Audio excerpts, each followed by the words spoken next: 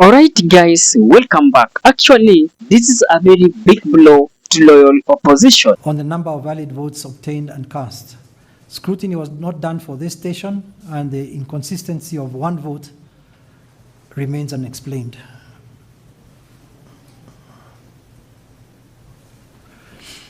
At Kamugu Polling Station 2, Form 35A indicates the number of valid votes obtained as 449, which is where the tally for each candidate is indicated. Whereas in the section of polling station counts, at item 5, the total number of valid votes cast is indicated as 456. This is on the left side of the form, 35. And the total rejected votes are indicated as 7. Shadrach and Nyaga and Jagib, the PO at this polling station, did not testify, and no further explanations were made regarding this inconsistency of 449 and 456 votes. On this latter inconsistency, it appears likely to the court that the 7 votes difference is attributable to the total rejected votes being carried to item 5 and added to the votes obtained. These unexplained inconsistencies in these votes, all these forms 35 that I have referred to, these unexplained inconsistencies, I should say. The High Court of Kenya has reinstated Wamdende as the Member of Parliament-elect of Mbeere North constituency after some almost 6 months battle in court. Just listen to Wamdende celebrating his win, and I'm coming up with the reason why this could really enable William Samoei Ruto to remain in power until 2032. Just listen. Leo nataka kushukuru sana Mwenyezi Mungu kwa matokeo ya leo kotini. Mimi leo Wamudhende, koti imeangalia ushuhuda wote ulioletwa na koti ikaamua kwamba leo Wamudhende alichaguliwa kihalali. Mimi nilishinda hiyo uchaguzi. Mimi sikuwa na shaka.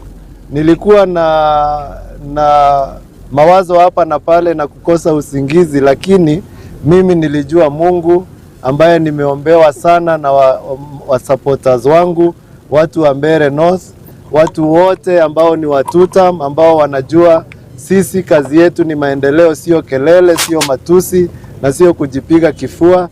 Sisi ambao tunanyenyekea kwa Mungu na tunaomba kura kwa amani, sisi tulishinda vizuri na kwa haki. Mimi nilishinda. Nashukuru sana, na niambie watu wa Mbeere North, asanti sana kwa maombi yenu. Timu yangu ya mawakili, asanti kwa kazi mzuri, na Wakenya wote kwa kuniombea. And guys, what does this mean to loyal opposition? And is it a straight pass for William Samoei Ruto to remain in power until 2032? Some may agree with me and some still may also disagree with me. Now guys, before I explain to you the truth behind this and how this is going to affect the loyal opposition greatly, in case this is your first time coming across us, kindly please take a minute or two, click that subscribe buttons, then allow the notification buttons to be on. Whenever we shall be producing a video like this one, YouTube will automatically be giving you a notification. It is now clear that Ruto can easily challenge his election come 2027 in court. And as things stands today, the court will reinstate him as the president-elect of this Republic of Kenya. What itakuwa inamaanisha kwa opposition? That Ruto will continue to be the president of Republic of Kenya until 2032. You know, when opposition wange win this battle in court of Wamdende, and when the opposition could have win this case of Wamdende in court, then it could be a very good for them. So wangejua tu, okay, when we enter into election, when President Ruto will steal some votes for us, or rather when some malicious activities will happen for Ruto to clinch to power, we can easily challenge that result in High Court and the result can be overturned. But now the result will not be overturned. It is now clear that Ruto is going to be with us until 2032. That is clear indication. Ruto atafanya vitu atafanya in ballot. People will complain. People will rush to court. The court will not overturn President Ruto's election.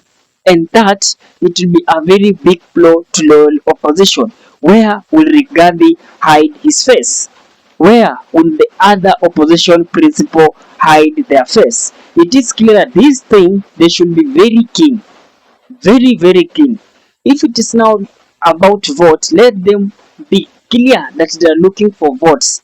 And if things zitaenda mrama, Ruto will just pass katikati yao and will be the next president of this Republic of Kenya.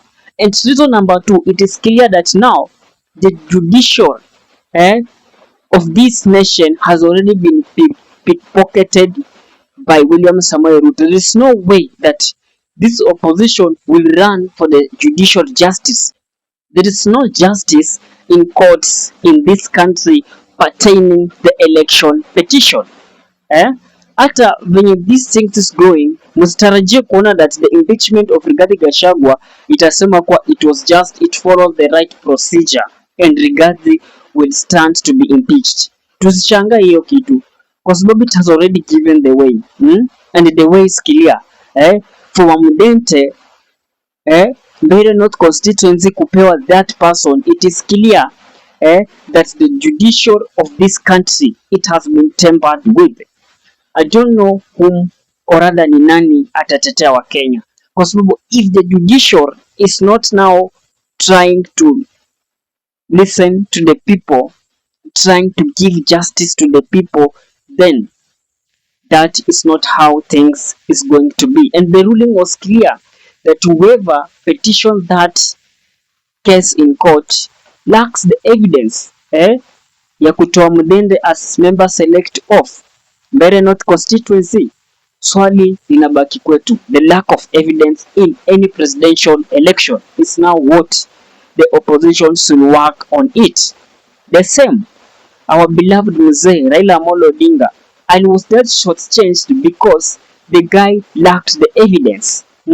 Yani ukweli upo, everything is being seen, but that essence of this person lacked the evidence to try as much as he can defend his case. Hiyo ndio inapoteza wa jamaa. So if opposition are now dreaming again that they will challenge any matter in court, now let them start to work on evidence, so that next time they will not have any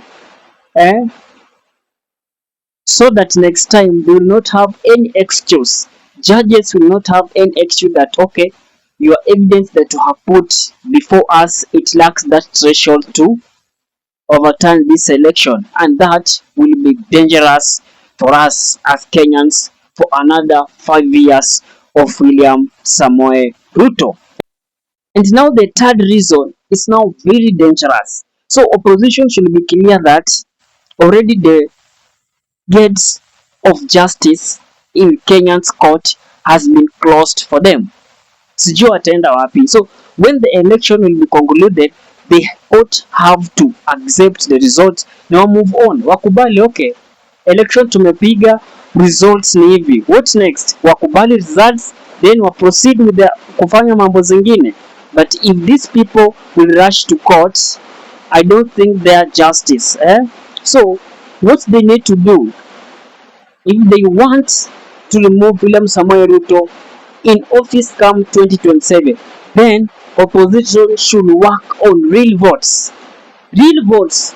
And wakwe tu clear that actually Ruto is going home. Wakwe tu clear that we have managed Ruto anaenda nyumbani. But if opposition will rely that Ruto tutafanya nini? Tutampeleka kotini, Supreme Court of Kenya, the election to be overturned, they should forget that. So they should wajipange kabisa that we are going in this war, and this war is going to end on a ballot paper. Besides that, Ruto is going to be the next president of this Republic of Kenya come 2027. And now, where shall we hide our face? Wataenda wapi? Another 5 years of William Samoei Ruto. What is your thought, guys?